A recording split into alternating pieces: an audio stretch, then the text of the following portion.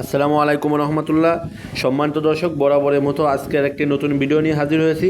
আজকের ভিডিওতে আমরা আলোচনা করব বেশি ফলন পেতে চাইলে সিম গাছের কী কী যত্ন নেওয়া উচিত। তাই ভিডিওটি না টেনে সম্পূর্ণ দেখার জন্য অনুরোধ রইল। আমাদের দেশে শীতকালে প্রচুর পরিমাণে সিম ফলে। সিম খুবই জনপ্রিয় একটি সবজি আমাদের দেশে। সিম পুষ্টিকর এবং সুস্বাদু হওয়ায় সবাই সবজিটি পছন্দ করেন। এটি চাষের সঠিক পদ্ধতি ও সঠিক যত্ন নিলে অধিক ফলন পাওয়া সম্ভব, সেই সঙ্গে বেশ লাভবানও হওয়া যায়।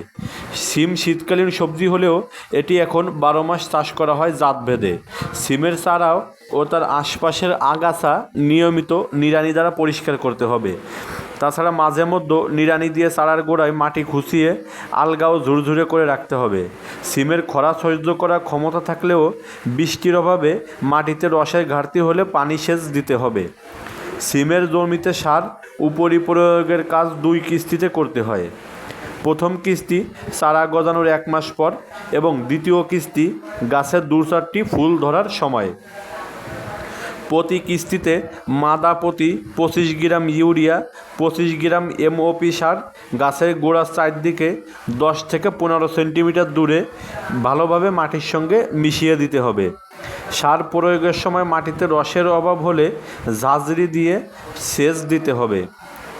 দেশি সিমের পাতায় কালো দাগ ও ফোসকা পড়া দেখা দিলে মেনকোজেব জাতীয় ছত্রাকনাশক স্প্রে করতে হয়। আর পাতায় হলুদ মোজাইক রোগ হলে গাছটি তুলে পুড়িয়ে ফেলতে হয়।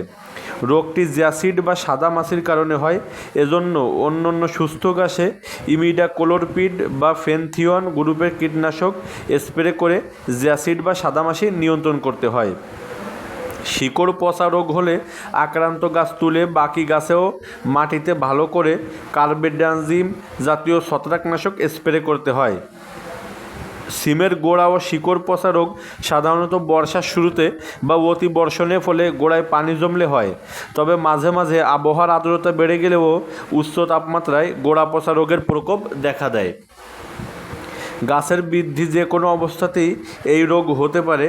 মাটির ঠিক উপরে গাছের কাণ্ডে লালচে বাদামি দাগ পড়ে, ধীরে ধীরে এই দাগ বিস্তার লাভ করে, বেশি হলে শিকড়েও ছড়িয়ে পড়ে।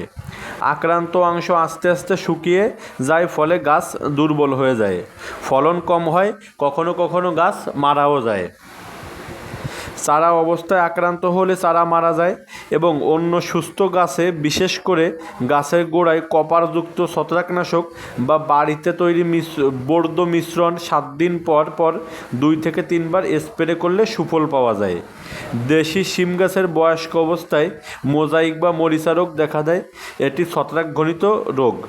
মাঘ মাসের শুরুর দিকে, বিশেষ এ সময় 2-1 পশলা বৃষ্টি হলে বা বেশি কুয়াশা হলে এই রোগ দেখা যায়। সিম গাছের পাতায়, বিশেষ করে নিচের দিকের পুরনো পাতায়, কাণ্ডে ও ডগায় বা কখনো কখনো মরিচা রোগের আক্রমণ দেখা যায়। এই আক্রমণে ছোট ছোট বাদামি ধূসর রঙের দাগ পড়ে পাতায়। পরে দাগগুলো আকারে বাড়ে, গোলাকার বা কোণ বিশিষ্ট হয় এবং গাঢ় বাদামি রং ধারণ করে। শেষে বড় দাগগুলো কালো রঙে রূপান্তরিত হয়। সাধারণত দাগগুলো একত্রিত হয়ে এক জায়গায় এবং অনেক সময় পরস্পর মিশে গিয়ে বড় দাগের সৃষ্টি করে। মরিচা রোগ প্রতিকারের একবার এই রোগে আক্রান্ত হলে দমন করা যায় না, ফলে গাছ তুলে পুড়িয়ে ফেলতে হয়। সম্মানিত দর্শক, আপনারা যারা আগাম জাতের অথবা ভালো জাতের সিমের বীজ খুঁজছেন এবং সিম চাষ করতে চান, তারা কিন্তু চাইলে স্ক্রিনে দেখানো হোয়াটসঅ্যাপ নাম্বারে যোগাযোগ করে আমাদের থেকে বীজ নিতে পারেন। ধন্যবাদ।